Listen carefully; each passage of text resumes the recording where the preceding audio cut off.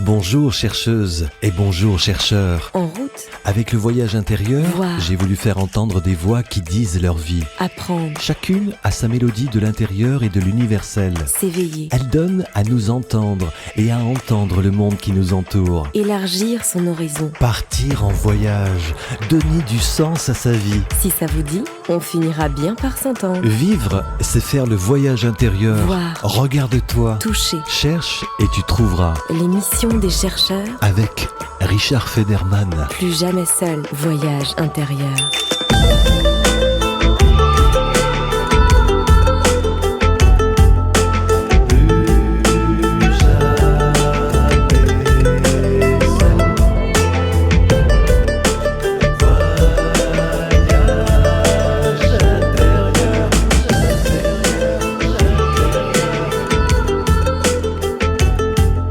Plus jamais seul,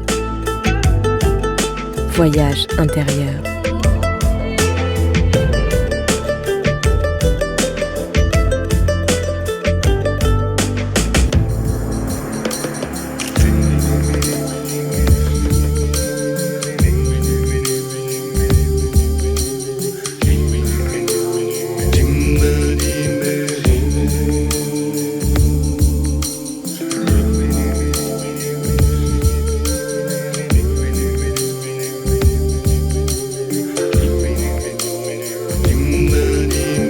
Bienvenue chercheuses et chercheurs dans le voyage intérieur. Vous pouvez d'ores et déjà nous soutenir financièrement ou nous apporter vos commentaires sur le www.richardfederman.com sur notre site pour que puissent évoluer et continuer ces belles émissions radiophoniques.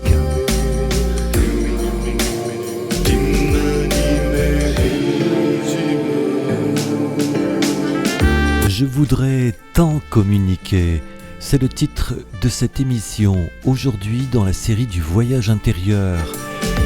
Il croit que c'est l'aspiration profonde de beaucoup de gens.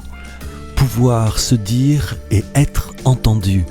Pouvoir recevoir ce qui vient de l'autre et l'amplifier quand c'est possible, ou se positionner sans le rejeter, ou le juger quand ce n'est pas acceptable. Avoir le sentiment d'une réciprocité dans l'échange, d'une ouverture dans le partage, d'un enrichissement dans la relation. Jacques Salomé a souvent tenté de proposer quelques balises qui ne soient pas entendues comme des recettes, mais qui soient suffisamment simples et transmissibles pour être offertes à tout à chacun comme une amorce possible, comme ancrage au commencement d'un chemin. Et ce chemin, nous allons le prendre, nous allons boire quelques pincées d'eau froide au bord de sa rivière et vous rafraîchir dans son eau claire. Jacques Salomé va nous parler de sa communication à lui. Elle est vaste, elle est large et je vous propose de vous y baigner maintenant dans la série du voyage intérieur. Bon voyage à tous. Voyage intérieur, la série d'émissions de messages de vie. Soutenez nos émissions radio sur le www.richardfederman.com. J'aimerais présenter le bâton de parole à cet homme que vous êtes et qui a su, avec son expérience, comprendre les femmes. Pouvez-vous nous chuchoter quelques mots de femmes dits par un homme, par vous, avec légèreté et tendresse? Jacques Salomé, bonjour. Bonjour à vous. Alors, moi je suis un inconditionnel de la femme, je le dis tout de suite. Je ne serais pas l'homme que je suis sans les femmes qui ont traversé quelques-uns des chemins de ma vie. Ma mère en premier, parce que j'ai une histoire un peu particulière.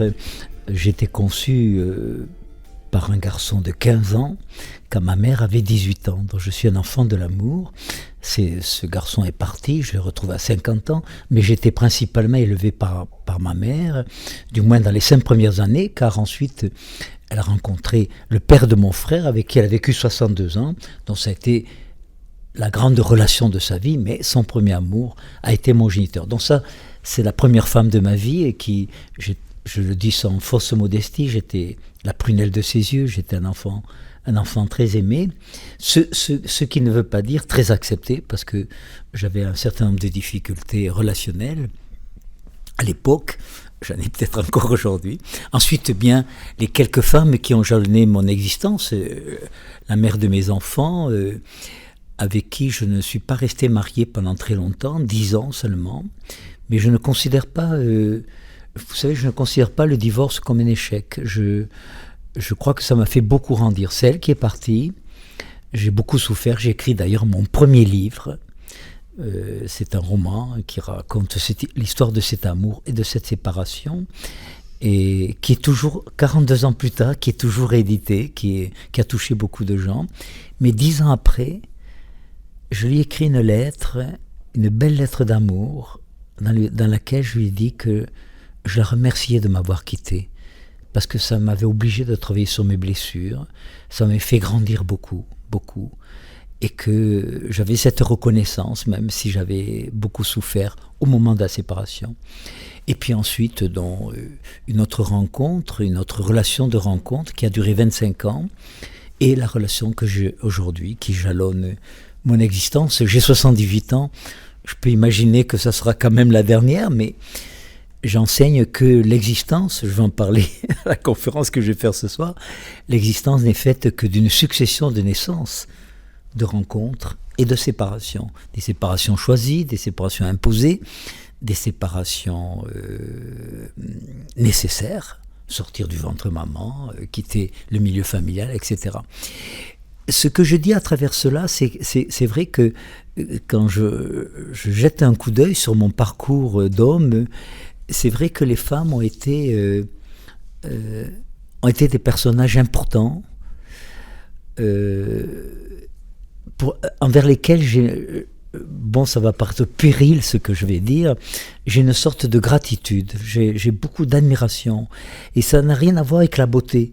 Je trouve que ce qui caractérise pour moi les femmes, c'est l'abondance, la générosité, c'est cette liberté aussi de pouvoir dire les sentiments, les ressentis.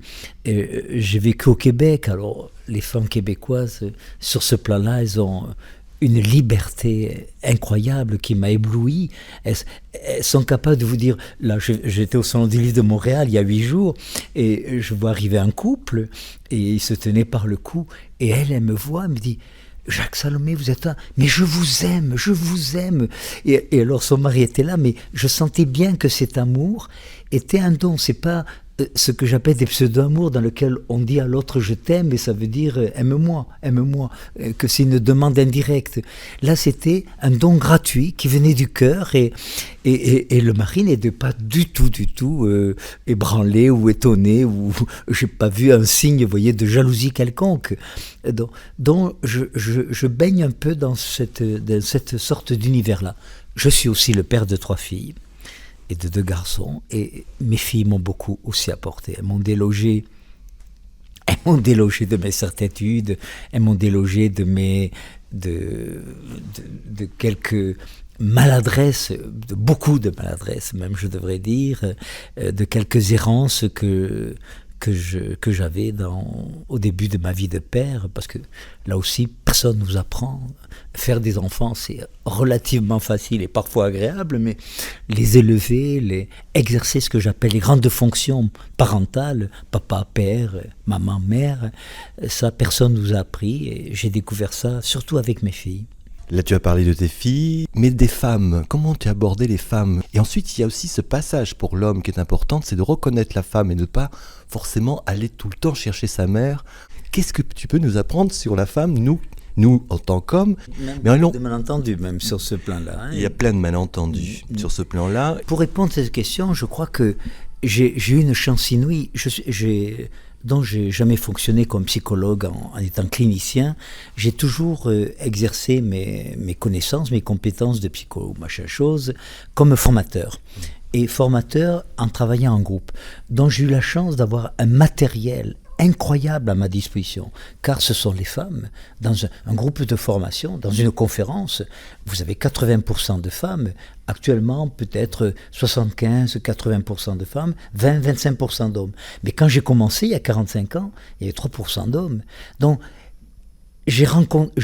au fond, j'ai eu la chance de ne travailler qu'avec des femmes. Et dans un groupe de formation, il y a une sorte de liberté de parole.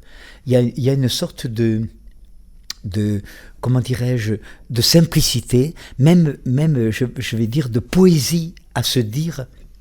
Et donc, j'ai eu accès, je crois, à ce que j'appellerais la féminitude. Ce qui m'a fait rencontrer, en écho, en miroir parfois, au fond, ma propre féminitude.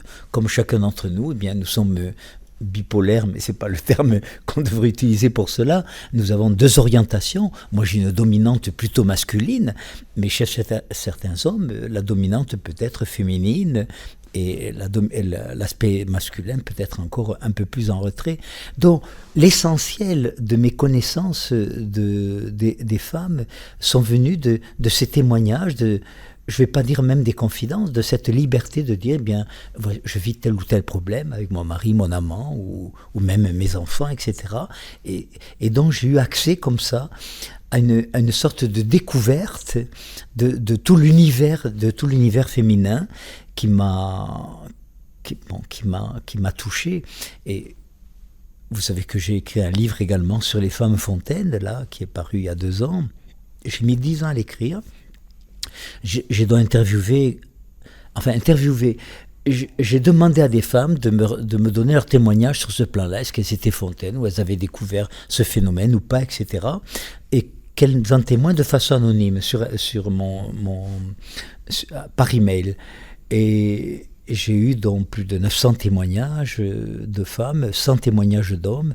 Et là aussi, j'ai découvert la liberté avec laquelle ces femmes s'expriment. C'est un sujet très tabou aujourd'hui, encore aujourd'hui, et avec beaucoup de déni de la part des hommes. Combien de femmes m'ont raconté qu'après 2 ou 3 ans de mariage, elles étaient devenues fontaines. Fontaine, ça veut dire émettre un liquide pendant l'acte d'amour. Et qui n'a rien à voir avec la lubrification, qui est quelque chose de plus.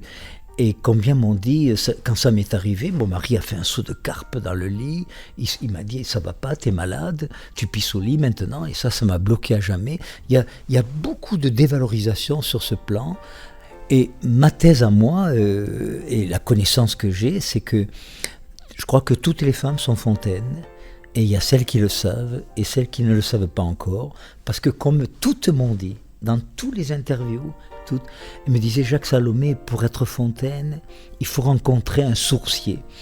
Pas un sorcier, un sourcier. C'est-à-dire un homme qui n'est pas pressé. Toutes le disent. Plus jamais seul. Voyage intérieur.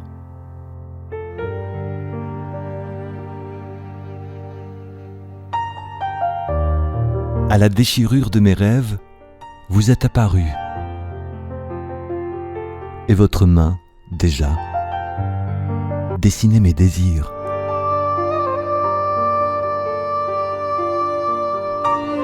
Approche-moi au plus près possible,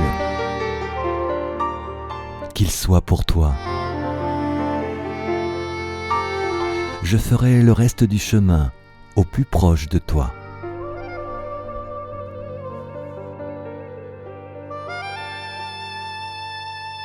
Jacques Salomé. Alors j'en profite puisque nous parlons là de la femme. Je pense que les femmes devraient apprendre ceci. D'abord devraient savoir que quand les hommes font l'amour, ils sont angoissés. Elles ne le savent pas. Et elles sont angoissées parce qu'ils ont peur de perdre l'érection. C'est pour ça qu'ils vont trop vite. 11 fois sur 10, ils vont trop vite. Donc, je crois que les femmes devraient déjà apprendre à rassurer les hommes. C'est pas grave de perdre l'érection. Elle va revenir 1 heure après, demain matin ou 2 jours après. Qu'importe. Mais au moins rassurez-les. Parce que si vous acceptez simplement, vous, de vous laisser pénétrer, il n'y a pas les mêmes rythmes, il n'y a pas... Et 9 fois sur 10, 8 fois sur 10, ça ne s'accorde pas. Il n'y a pas cette vibration, il n'y a pas cet accord au sens musical du terme. Où ça, faire l'amour, c'est créer du Mozart, c'est créer du Bach, c'est créer ou du Jean-Jacques Goldman, si on aime Jean-Jacques Goldman, et ça donne beaucoup de souffrance aujourd'hui dans les relations intimes. Enfin, je dis tout ça en vrac, mais voilà un peu ce que moi je perçois des femmes, je le vois par exemple, le courage.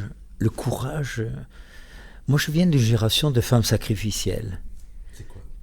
Femmes sacrificielles qui restaient 30 ans, 40 ans dans une relation merdique, dans une relation invivable, avec un homme qui buvait ou qui n'était jamais là ou qui les frappait, etc. Aujourd'hui, les femmes savent se respecter. Donc, quand on voit qu'il y a plus de divorces qu'autrefois, mais c'est très positif, parce qu'elles sortent plus vite d'une relation dans laquelle elles ne se respectent pas, dans laquelle elles ne se sentent pas respectées, et dans laquelle elles aspirent. J'entends mes filles me le dire, mais papa, nous, on a besoin de quelqu'un avec qui parler, avec qui échanger, avec qui communiquer, mettre en commun. Ça, c'est la grande demande des femmes. Et quand je dis qu'elles sont courageuses, moi j'étais marié avec une psychanalyste, alors je plaisantais avec elle, je disais oui, 85% de la population de ton cabinet, c'est des femmes, c'est parce qu'elles sont plus tordues que nous, etc. Elle disait non, c'est parce qu'elles ont le courage de faire un travail sur elles quand elles se sentent en difficulté, quand elles se sentent en souffrance, alors que c'est pas le cas des hommes qui attendent, qui essaient ou qui compensent par beaucoup d'activités extra-conjugales ou même professionnelles. Mais ces compensations aujourd'hui ne sont pas suffisantes. Ce qui explique d'ailleurs que sur le plan de la santé, les femmes ont des maladies long parcours, cancer, tumeurs, kystes, etc. Les hommes tombent d'un seul coup, accident cardiovasculaire, infarctus. On voit des grands gaillards de 1m90 qui n'ont jamais été malades, etc., qui font un burn-out. C'est le cas d'un de mes amis, il sort de son travail, il dit ça fait 25 ans qu'à 13h je vais au café du coin, ils me connaissent, ils ont le menu. Ce jour-là je sors, je regarde autour de moi et je sais plus où je suis. Je sais plus où je suis, je sais pas comment je m'appelle. Et je suis là au bord du trottoir. Alors des gens s'arrêtent, ils m'ont pris mon portefeuille, on a téléphoné, je me suis retrouvé à un hôpital psychiatrique. J'avais décompensé sans me rendre compte que j'étais au bord du gouffre comme ça. Mais ça arrive moins souvent des femmes qui, pressentant que ça ne va pas, ou qu'il y a un mal-être, un malaise, ou un désespoir parce qu'on a été abandonné ou on a été rejeté, entreprennent un travail sur elles, font un travail, un peu d'archéologie personnelle, revenir aux sources, replonger dans les blessures archaïques pour se mettre au monde. Voilà. Une naissance de plus, se mettre au monde, après une séparation ou avec une rencontre. Et pourquoi les hommes ont peur? Bon, pourtant, les hommes n'ont pas à avoir peur. Pourquoi ils n'essayent pas d'essayer de faire un travail intérieur? Je vais te donner un exemple. Tu sais, les femmes se sont émancipées. Là, c'est 30... J'ai des réponses à cela. Hein. Bon, tu vois, j'ai même pas commencé la question. Tu as déjà la réponse, mais c'est bien. Mais ne l'oublie pas, parce que je vais juste peut-être terminer la question. Elles se sont émancipées, elles ont gagné en masculinité. Mais les hommes, eux, n'ont pas gagné en féminité, ils sont toujours restés au même point. Donc la victoire, je n'ai pas envie de parler d'égalité, parce que pour moi, il n'y a pas d'égalité. Il y a équité. Il faut remplacer le mot égalité par le mot équité. Oui. Alors, moi, ça peut paraître un peu simple ce que je vais énoncer, parce que comme dans tout phénomène humain, c'est la rencontre, le faisceau de plusieurs circonstances, de plusieurs causes, de plusieurs éléments. Mais 2 ou 3 éléments principaux. Ça, peu de gens le savent. Est-ce que vous savez qu'une mère s'occupe 20 minutes de plus par jour de son fils que de sa fille? Ça, il faut le savoir. Donc, le garçon, lui, il a été hyper comblé. Des fois, il n'a même pas besoin de demander. Elle anticipe la réponse. Je t'ai mis ton argent de poche pour partir, etc. Bon. Les mots qui sont utilisés, ce que j'appelle le biberon relationnel, c'est-à-dire ce qui circule d'une mère en direction de son fils n'a rien à voir avec ce qui circule d'une mère en direction de sa fille. Quand j'étais professeur à l'université, j'ai fait étudier les étudiants là-dessus. Hein. Les mots, ils sont ici, de mère-fils, plutôt dans l'ordre du désir. Oh, je désire que tu mettes tes pantalons plutôt que des blue jeans. Je désire que tu te coiffes autrement, que tu sois plus soigneux de ta personne. Vous avez été élevé, moi aussi, dans l'ordre du désir. Les mots qui sont utilisés d'une mère vers sa fille, c'est plutôt dans l'ordre des sentiments. Oh, j'aime pas comment tu m'as répondu, j'aime pas ce que tu as fait, j'aime pas comment tu t'habilles. Vous voyez, ici, c'est j'aime. Là, c'est je désire. Ce qui fait que 20 ans plus tard, vous les femmes ou les hommes vous rencontrez, qu'est-ce que dit l'homme? Je te veux, je te désire. Qu'est-ce que vous dites? Je t'aime. On est déjà là, on n'est pas sur les mêmes registres, parce qu'on n'a pas les mêmes conditionnements. Alors, j'ai une foule d'anecdotes où ma collègue avec qui je travaille 25 ans, elle connaît tout ça, elle m'entend le dire en conférence, etc. Et elle me disait, mais tu sais, moi, je veille à ça, etc. Un jour, elle m'invite à 5 heures pour boire le thé. En fait, je suis resté jusqu'au moment du repas, au retour de son mari. Alors, on prend le thé, les enfants rentrent de l'école. Son petit bouchon de 7 ans et une petite fille de 5 ans. Le garçon. Ouais, la maîtresse, elle est chiante. Ah bon, mon chéri, qu'est-ce qui s'est passé? À mon époque, on ne disait pas qu'elle était chiante, mais... Eh ben oui, il y en avait 2 ou 3 qui parlaient, elle a puni toute la classe, c'est pas juste. Et la mère, oui, tu as raison, c'est pas juste. Alors la petite fille, 5 ans, qui voit toute l'attention de la mère vers son frère, elle essaie de rentrer, alors elle zézaille un peu. Elle dit, oui, moi aussi, ma maîtresse, elle est fiante. Ah mais on parle pas comme ça de sa maîtresse. C'est sous mes yeux, je n'en revenais pas. Et c'est une femme formée pourtant qui a une lucidité. Mais voyez, les conditionnements, là où il y avait une écoute, une attentive, une disponibilité du côté du garçon, du côté de la fille, un interdit, une censure. Et c'est pas tout, au moment du repas. Elle était... son mari et moi, on était en face. Elle est entre ses 2 enfants. Son fils à droite, sa fille à gauche. Pendant la moitié du repas, elle était tournée vers le fils. Elle tournait quasiment le dos à sa fille. Et c'est le fils d'ailleurs qui a monopolisé toute la discussion. Alors bien sûr, à un moment donné, la petite fille, elle tente de capter l'attention. Et arrête, écoute, tu vois pas que je suis occupée. Vous voyez, il y a une injustice. Et même, je trouve c'est grave parce que ça crée des blessures, ça crée des manques. Et ça, on va le retrouver dans la vie des femmes qui vont réclamer de la part de leur bonhomme les mêmes attentions. Paradoxe, elles vont réclamer les attentions qu'elles n'ont pas eues. Et alors à un moment donné, voyant qu'elle ne captait pas l'attention de sa mère, il y a un verre qui tombe. Alors là, elle a capté l'attention. Tu sais pas te tenir à table, allez, va dans ta chambre. Elle a été exclue de la table. Ça se passe sous mes yeux. Je peux en faire une généralisation, mais c'est plus fréquent qu'on ne le croit. Alors voilà déjà une des raisons des différents registres en termes de communication. Renoncer à ce qui nous manque est souvent plus douloureux que de renoncer à ce que l'on a.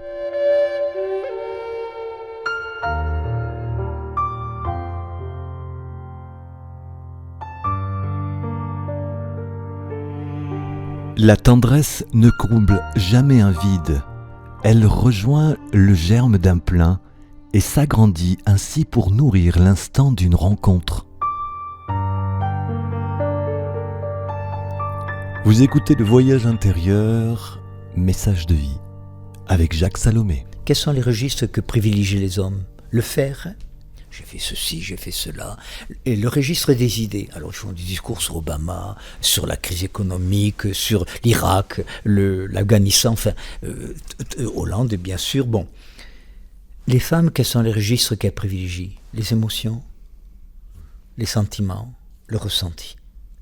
Donc, déjà, on n'est pas sur la même longueur d'onde. On lui dit, on n'est pas sur la même longueur d'onde. Il faut donc que les hommes apprennent à entendre, à écouter. Parce que quand une femme a de l'émotion et commence par exemple à pleurer, oh, tu commences à chialer, on ne peut rien te dire. Il y a une censure terrible. L'émotion est un langage. C'est un très beau langage. C'est le langage du retentissement. Donc, il doit être écouté. Et moi, il m'arrive de pleurer. Et par exemple, je vais vous raconter une anecdote que je ne raconte pas souvent. Je suis le père de 5 enfants. Et ma fille aînée avait déjà 10 ans. Et je me rappelle un dimanche, je sais pas, une souffrance est venue à moi. Je me suis mis à sangloter de ne pas avoir porté d'enfant dans mon ventre d'homme. C'est irrationnel, mais j'avais ce regret, cette douleur, ce désespoir. Et elle était là, elle était là et elle m'a dit « Attends, ferme les yeux ». Et sur mon ventre, avec un crayon feutre, elle a dessiné un bébé qui suçait son pouce. Et ça m'a apaisé. Je ne me suis pas lavé le ventre pendant 2 mois. J'ai gardé ce bébé pendant 2 mois. Et ce geste symbolique, j'ai l'impression que ça a apaisé une sorte de souffrance que je portais depuis longtemps. J'étais presque jaloux d'elle. Elle avait mis la vie au monde et j'étais un peu jaloux de ça. Moi, je faisais que l'accompagner. Et ça m'a beaucoup marqué. Ça ne nous a pas empêché de nous séparer quelques années après, mais j'ai une reconnaissance infinie pour cette femme d'avoir su m'écouter dans le bon registre. Parce que moi, j'ai été élevé par un homme, ça pleure pas. C'est les filles qui pleurent, qui chialent. Un homme, ça pleure pas. Ça a des couilles, etc. Ça tient la route. Alors voilà, vous voyez, tous ces cheminements. Et bon, je suis porteur comme ça de beaucoup d'histoires de ce genre-là qui ont jalonné mon existence. C'est peut-être aussi le début du conflit éternel, ne pas donner la vie en tant qu'homme.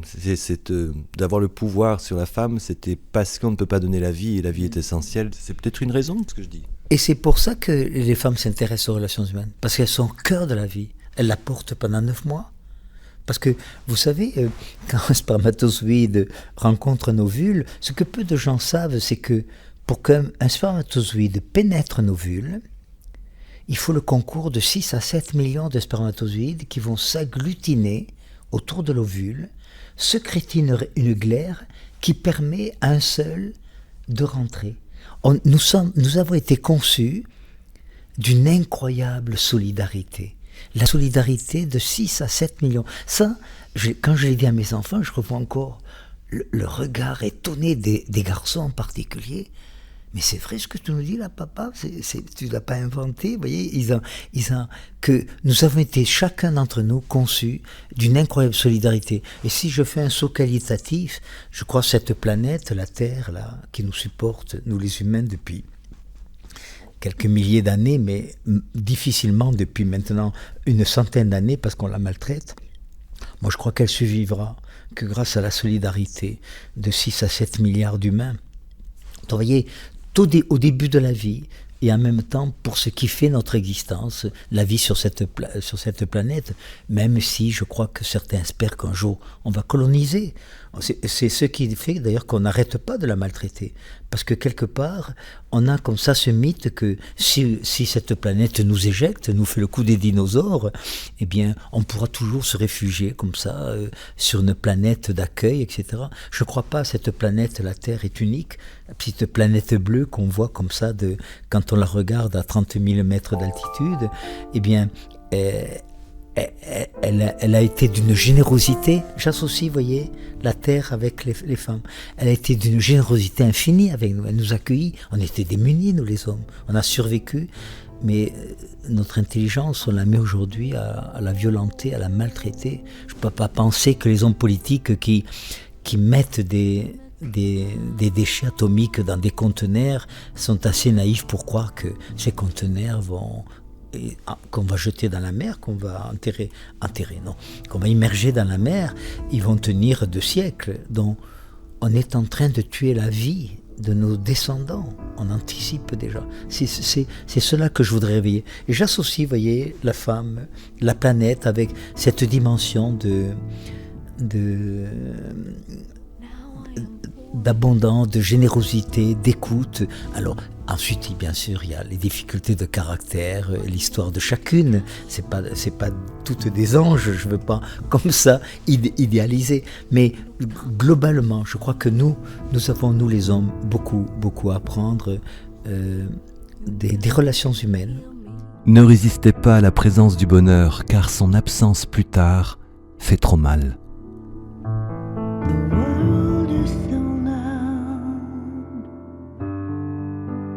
Keep falling, I'll find you.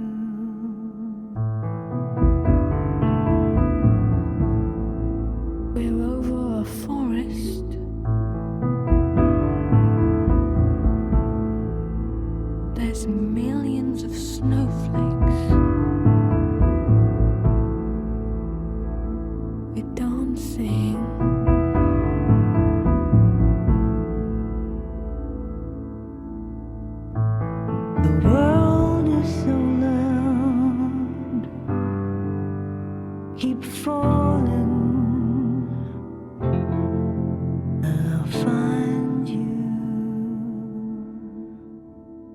Le plus difficile dans la vie, c'est d'oser la vivre en entier, et non par morceaux.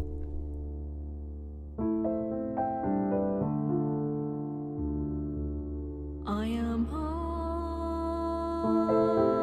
eyes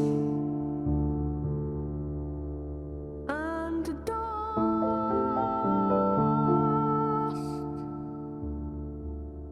I am Tu mours avec un baiser et m'agrandis avec tes abandons.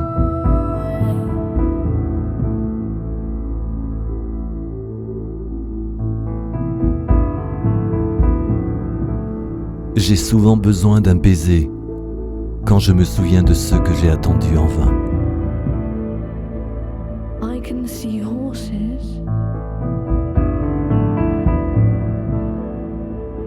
wading through snowdrifts. Parler de soi, cela est difficile en particulier pour les hommes, car dire de soi semble une incongruité.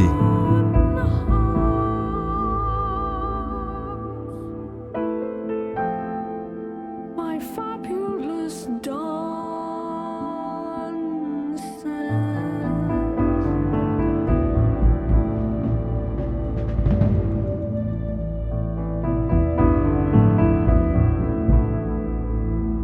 My fleeting song,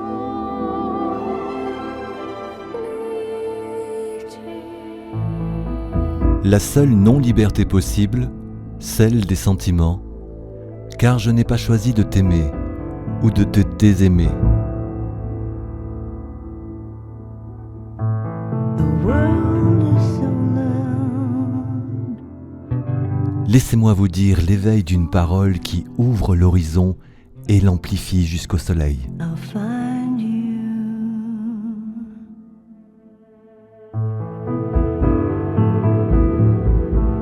My broken heart.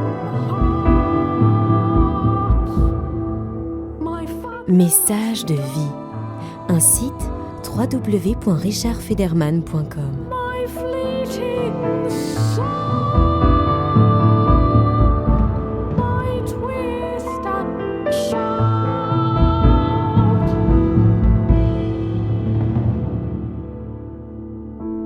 Nourrir les déceptions, alimenter les frustrations est une occupation essentielle pour entretenir le ressentiment. I am eyes. Jacques Salomé. Et c'est, vous voyez, avoir de la disponibilité, de la présence pour parler, échanger, entendre. La partie aveugle de la communication, c'est l'écoute. Nous ne savons pas. Là, je parle beaucoup. J'espère que ceux qui m'écoutent. Ils te connaissent déjà, ceux qui t'écoutent, et ils t'écoutent. Plus jamais seul. Voyage intérieur. Je travaille depuis 50 ans à peu près dans les relations humaines. C'est vrai parce que j'ai découvert très tôt que j'étais un infirme de la communication, qui était un paradoxe. J'étais psycho-machin chose, j'étais censé apprendre aux autres à mieux communiquer avec eux-mêmes, mais pour ce qui concernait ma vie intime, ma vie professionnelle même, j'ai commis l'erreur d'accepter un poste de responsabilité à 24 ans, diriger une maison d'enfants qui dépendait du ministère de la Justice. Là, j'étais un Cro-Magnon, je ne savais pas. Je croyais que ce n'est pas le titre directeur qui suffit, il faut relationner. Et donc, j'avais déjà une infirmité physique, j'ai passé 5 ans dans le plâtre, en sanatorium, couché, un plâtre des chevilles jusqu'au cou. Donc, je ne voulais pas ajouter à mon infirmité physique une infirmité relationnelle. C'est ça qui m'a mis au monde, au fond. Je me suis mis au monde en relation en découvrant que je ne savais pas communiquer, que c'était insupportable. Et alors, je fais un parallèle qui va vous étonner, ou qui étonne souvent beaucoup de personnes qui m'écoutent. Il y a un lien très étroit entre la circulation automobile et la communication humaine, les relations humaines. Peu de gens savent que le permis de conduire, le code de la route, ont été inventés en France en 1905. Ça veut dire qu'avant 1905, ceux qui avaient une voiture conduisaient, mais comme nous communiquons, en croyant qu'on sait conduire, en comptant sur sa bonne volonté, sa vigilance, la puissance de sa voiture, etc. Et puis avec l'exposition universelle de 1900, il y a eu une explosion de la circulation automobile, une violence inouïe sur les routes, d'où la nécessité de donner des règles de conduite communes.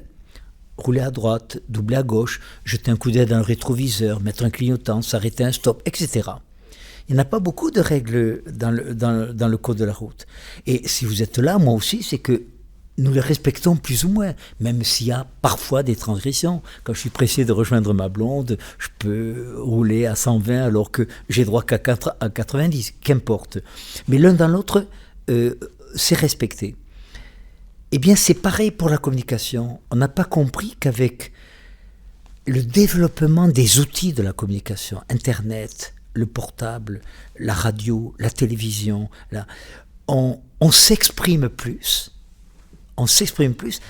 Il y a 60 ans, jamais j'aurais eu la possibilité de dire ce que je viens de dire grâce à votre écoute et à votre disponibilité. Donc, on s'exprime plus, mais on communique moins.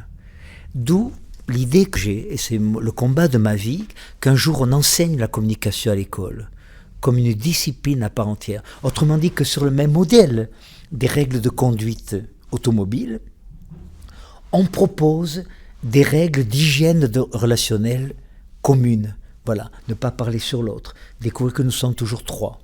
L'autre, moi, la relation qu'il y a entre nous, que cette relation a deux bouts, que je suis responsable de mon bout. Actuellement, là, il y a une relation entre vous et moi, mais aussi entre moi et ceux qui vont m'écouter dans quelques jours ou dans quelques heures.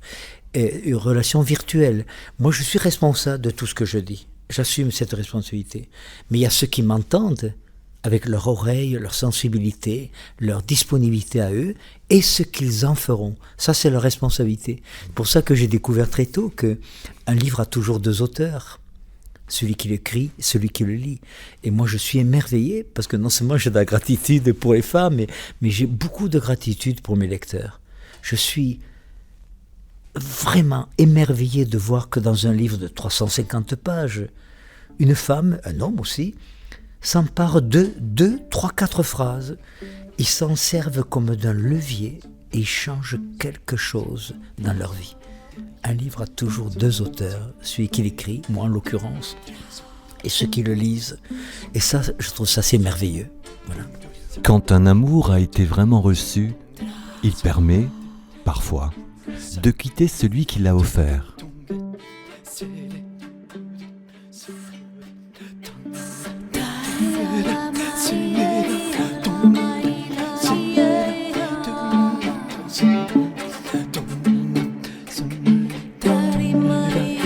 Oui, parce qu'on disait aussi que tous ceux qui écrivent des livres n'ont pas forcément tout compris. Et on pensait qu'ils avaient tout compris. Non, c'est mon cas.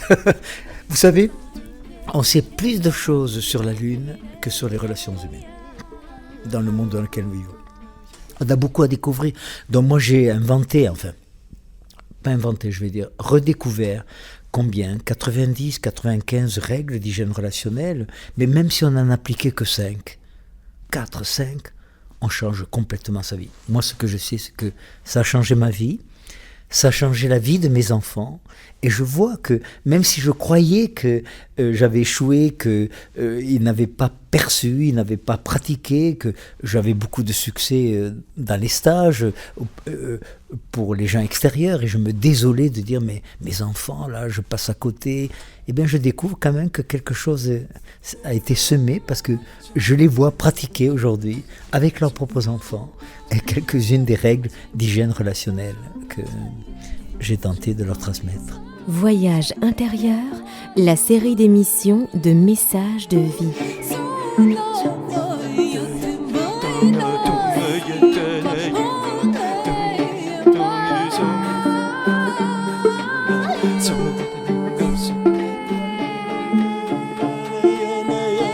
La liberté des sentiments passe par une liberté de la parole, aussi douloureuse soit-elle.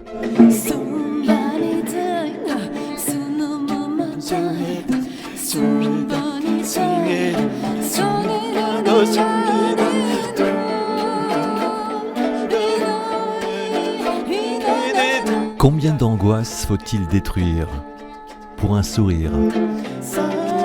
pour un élan.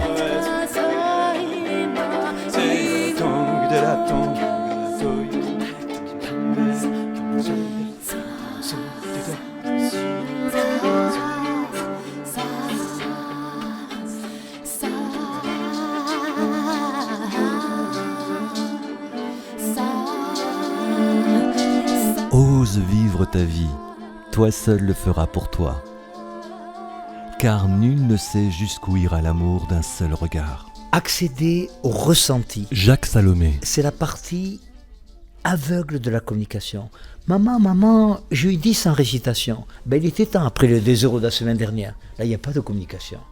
Mais si la mère dit, oui, tu as eu 10 en récitation, alors elle est fière que son fils a dit, mais si elle veut rentrer en communication, et dire, tu veux me dire comment tu l'as vécu ce 10, ça t'a fait plaisir? Peut-être que l'enfant va dire, mais non, ça m'a pas fait plaisir, parce que mon copain, il a mieux récité que moi, et puis la maîtresse, elle lui a donné que 7, elle n'est pas juste la maîtresse. Donc vous voyez, ce 10, dans son ressenti à lui, il n'est pas aussi positif que vous croyez.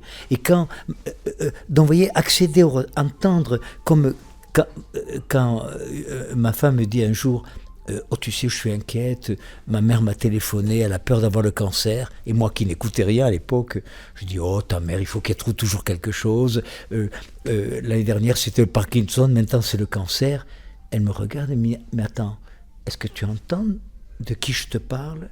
En fait je ne te parle pas de ma mère, le mot clé c'est je suis inquiète, donc j'ai besoin que tu entendes mon inquiétude. Voilà, deuxième règle, accéder au ressenti de l'autre. Responsabilisation, une relation à deux bouts. Je suis responsable de mon bout. Voilà, j'ai du désir ce soir pour ma femme, elle n'a pas le même désir. Ben, je suis responsable de la frustration. Voilà, que je vis. Mais nous ne faisons pas ça, nous faisons payer à l'autre. Alors, chantage, si tu m'aimais vraiment, tu aurais quand même envie de faire l'amour quand j'en ai envie. Enfin, vous connaissez tout ça. Sinon, t'es pas normal, t'es frigide, t'es comme ta mère. Bon, j'en passe. Non, mais c'est des choses authentiques. C'est l'horreur, On parle... vous savez qu'il y a 2 professions au monde qui parlent le plus sur les autres. Les enseignants, dont c'est pas... Ils font l'inverse de ce. Au lieu de dire, enfin, t'es un fumiste, t'as pas travaillé, qu'est-ce qui fait qu'un enseignant ne dirait pas, c'est vrai que je suis déçu. Moi, j'aurais voulu te mettre 8 sur 10 à ta rédaction, par exemple, ou à ton devoir, et je peux pas mettre au-delà de 3. C'est vrai que, voilà, ça, c'est une relation réelle. Et non pas, t'as rien foutu, t'as pas travaillé, t'as pas compris, vous voyez, tu. Si les enseignants faisaient ce petit pivotement, 50% de la violence qu'il y a aujourd'hui à l'école se décongestionne, se dévitalise. Voilà. Parce qu'il y a beaucoup de violence aujourd'hui à l'école. Beaucoup de violence. Entre les enfants, entre les adultes et les enfants, hors de l'école également. Donc, alors, des petites règles comme ça, accès de ressenti. Là, vous me prenez un peu à froid, mais je les pratique couramment. Le fait de quitter le niveau de la généralisation. Vous voyez, quand on utilise le on ou le nous. Par exemple, on veut un enfant. Oui, mais lequel? Le tien, ma chérie, ou le mien? Moi, je veux une fille. Elle veut un garçon. C'est pas le même enfant. Mais alors, au lieu de dire on veut un enfant, est-ce que chacun de nous pourrait dire mais moi, j'ai un désir d'enfant et c'est vrai que j'aimerais avoir une fille comme première. Elle pourrait me dire, ben moi, c'est un garçon. Parce que, je vais le dire pour ceux qui m'écoutent, ces 2 désirs, par exemple, ils risquent de rentrer en concurrence. Et ça donne lieu à des stérilités de transition. On va s'entraîner tous les jours, 3 fois le dimanche, et 8 ans après, pourtant, ces trompes sont débouchées. Moi, j'ai mes 6 millions de spermatozoïdes. Alors, en désespoir, on va adopter un enfant au Pérou. Avant même que l'enfant adopté arrive, elle tombe enceinte. Ça, vous connaissez toutes ces choses. Mais qu'est-ce que ça veut dire? Si on adopte une fille, ben mon désir est comblé, donc il n'y a pas conflit de désir. Parce qu'un enfant n'est pas conçu uniquement comme ça sur un plan biologique, physiologique. Il est conçu dans un champ de désir, dans un champ relationnel. Des fois, cette femme, par exemple, a 3 sœurs. Elle a entendu souvent la blessure cachée de son père. Moi, j'aurais bien aimé avoir un garçon. C'est comme si elle disait, t'en fais pas, maman. Papa, je t'en ferai un, moi. Et 20 ans plus tard, son premier enfant sera un garçon. Le mari croit qu'elle l'a fait pour lui. Non, elle l'a fait pour son père, par exemple. Je ne dis pas que c'est l'origine de tout, mais je montre quelques-unes des dynamiques. Et si on se penche comme ça, si on respecte quelques-unes de ces règles d'hygiène relationnelle, vous savez, communiquer, ça suppose 3 registres. Au niveau des faits, au niveau du ressenti et au niveau du retentissement. Par exemple, un exemple concret. J'habitais à Dijon à l'époque, j'étais chargé de cours. Je rentrais manger à midi. Place de la République, je vois un camion qui écrase un enfant devant moi. Je pile, j'étais incapable de démarrer et je me suis mis à pleurer dans ma voiture.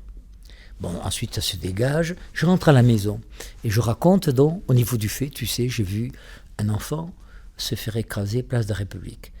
Et là, 9 fois sur 10, on fait un commentaire. Ça, c'est la pseudo-écoute ou le pseudo-partage. Combien de fois on va dire « Ah oui, place de la République, j'ai toujours dit que c'était dangereux. » Ou « Ces camions, ils se croient tout permis. » Là, elle m'a dit « Je te vois ému, tu as envie de me dire ton ressenti ?»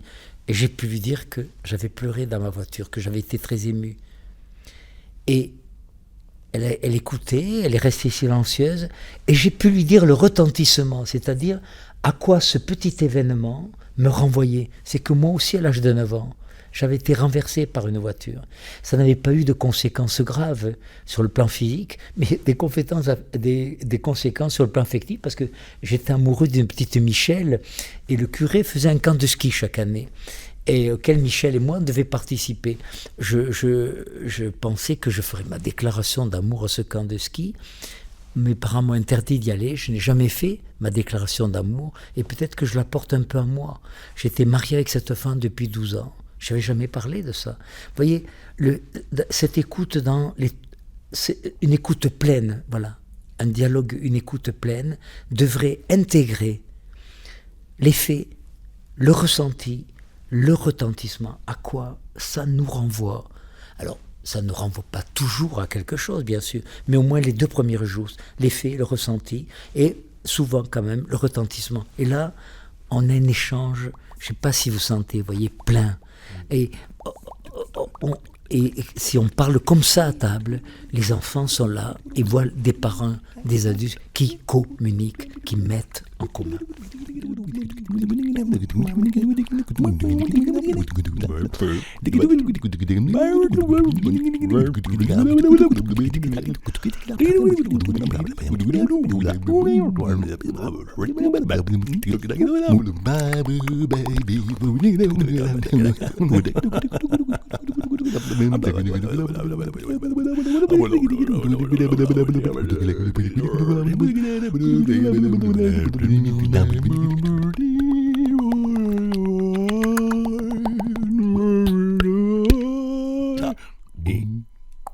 Tu parlais de communication, donc quand les enfants voient les parents communiquer, ils communiquent, c'est évident. Je pensais aussi à ces parents qui veulent faire des enfants, mais je me demande aujourd'hui des fois si vraiment ils désirent des enfants profondément ou ils veulent faire des enfants pour combler un vide. Il y a toutes les dynamiques. Vous savez, je me suis penché sur les mots qui sont utilisés quand on commence à amorcer. Alors il y a plusieurs expressions. Par exemple, on va faire un enfant. Oui, lequel ? Le tien ou le mien.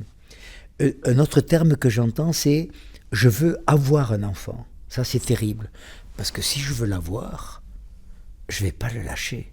Si vous savez le nombre de césariennes qui ont lieu sur cette dynamique-là, alors lui, il va sortir, mais on va le couver.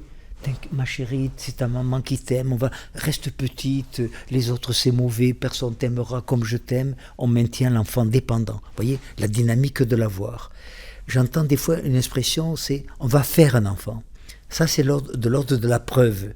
Et très souvent, l'enfant devient l'enjeu du conflit des ex-enfants que sont les parents vis-à-vis des grands-parents, de leurs propres parents.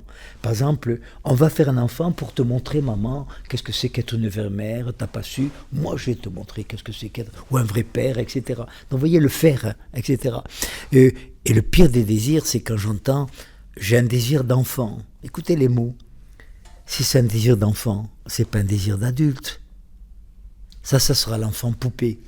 qu'on exhibera, on l'habillera des couettes, des petites soquettes, puis 2 ou 3 ans après, comme une poupée, tiens maman, occupe-toi, tiens ma sœur. Cet enfant n'aura jamais eu de mère, ni de maman, parce qu'il a été conçu à travers un désir d'enfant, pas d'adulte. Alors on me demande souvent, mais qu'est-ce que c'est alors un désir possible, un vrai désir d'enfant? C'est le désir de donner la vie à un enfant. Un désir d'adulte. Est-ce que nous sommes prêts, toi et moi ma chérie, à devenir parents? Vous avez vu qu'aujourd'hui les couples retardent, ils sentent bien qu'ils n'ont pas la maturité suffisante pour prendre en charge l'élevage. Quand je dis élevage au sens noble du terme, élever un enfant,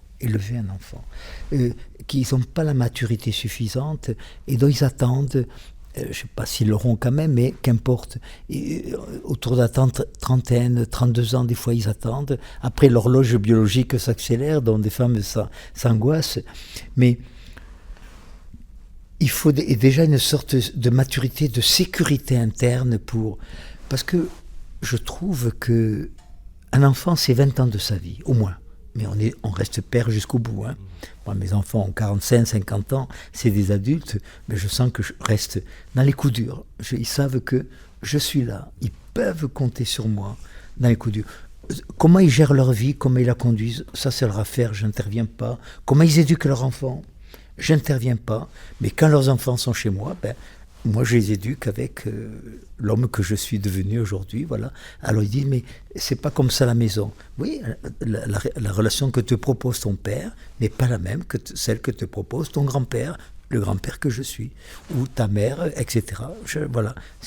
Chaque relation est unique et non interchangeable. Alors vous voyez toutes ces choses-là alors il y a beaucoup à dire sur comment dirais-je, les erreurs que nous faisons. Aujourd'hui, je vais quand même dire une principale erreur que nous faisons dans l'éducation des enfants. On les élève trop en répondant à leurs désirs et pas à leurs besoins. Ce qui fait que ces enfants d'aujourd'hui, tout de suite, sans contrepartie. Et ils ont un seuil de frustration tellement bas que toute rencontre avec la réalité, qui est nécessairement frustrante, est vécue par eux comme violente, auxquelles ils répondent par de la violence.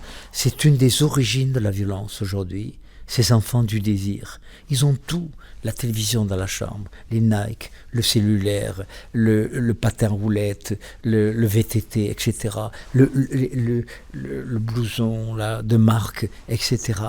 Ils sont hyper comblés sur le plan des désirs et incroyablement frustrés sur le plan des besoins. Et ça, c'est les parents de demain. Ça va être difficile. Car je considère que, si mes 5 enfants étaient là, ils vous le diraient tous en chœur, que le rôle des parents n'est pas de répondre aux désirs des enfants, mais à leurs besoins. Parce que dans notre société, il y a des temps qui sont prévus pour les désirs. La Noël, c'est à la Noël qu'on répond. Ah, tu voulais un vélo, ou un désir, voilà. Ou un anniversaire, ou une réussite, un examen, etc. Il y a des temps qui sont socialement prévus.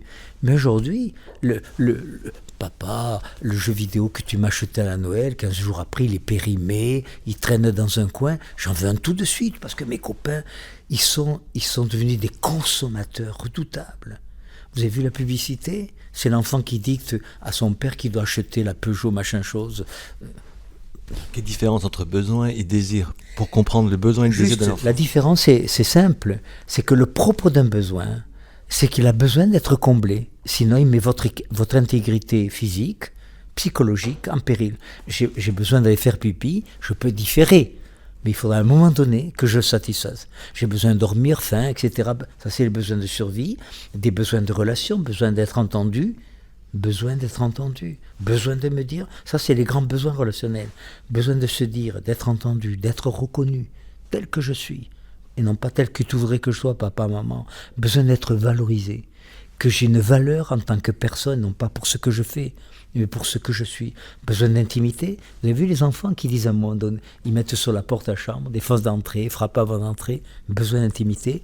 Besoin d'influencer, de créer. Mais comme les autres en sommes un consommateur, ce besoin n'est pas comblé aujourd'hui. Et besoin de rêver. Besoin de rêver que demain sera meilleur qu'aujourd'hui. et qu'après-demain sera meilleur que demain. Et c'est ça le grand drame de l'éducation aujourd'hui, c'est qu'on répond trop au désir.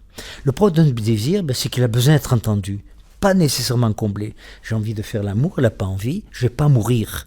Ça ne met pas en péril mon existence. Je suis frustré, je peux être jaloux, je peux être tiraillé, etc. Mais voilà la différence. Le propre d'un désir, il a besoin d'être entendu, respecté, pas nécessairement comblé. Et d'ailleurs, des fois, on assassine un désir en le satisfaisant trop vite. Alors que le propre d'un besoin, il faut apporter une réponse. Et c'est le drame de notre culture aujourd'hui, c'est qu'on a une culture du désir. Les grandes sociétés, les multinationales, elles sont très habiles pour inventer des nouveaux désirs et nous laisser croire que c'est les nôtres. L'émission va se finir. La conclusion est pour toi. L'émission était à toi déjà, mais je dis toujours en fin d'émission la chose importante que tu aimerais dire maintenant.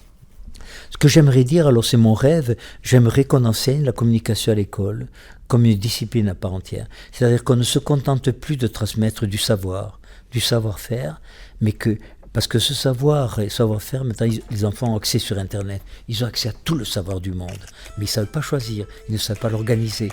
Et donc les enseignants deviennent des enseignants relationnels pour transmettre du savoir-devenir, du savoir-créer et du savoir-être. Et ça passe par la communication. Merci Jacques Salomé. C'est une belle émission. Soutenez nos émissions radio sur le www.richardfederman.com.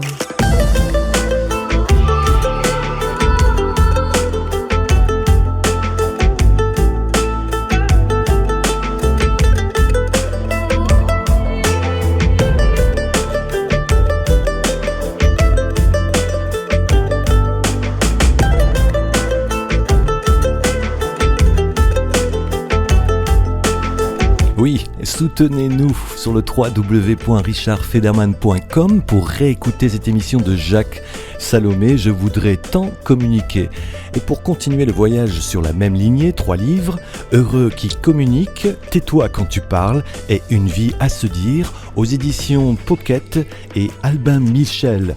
Jacques Salomé a écrit plus de 64 ouvrages traduits en de nombreuses langues. Vous pouvez aller directement sur son site www.jacques-salomé.com et les textes que j'ai lus à voix haute sont issus de son livre Bonjour tendresse. Pour les musiques, c'était celle de Kate Bush et de Prayer for the Peace. À la semaine prochaine ou sur notre site. Bye.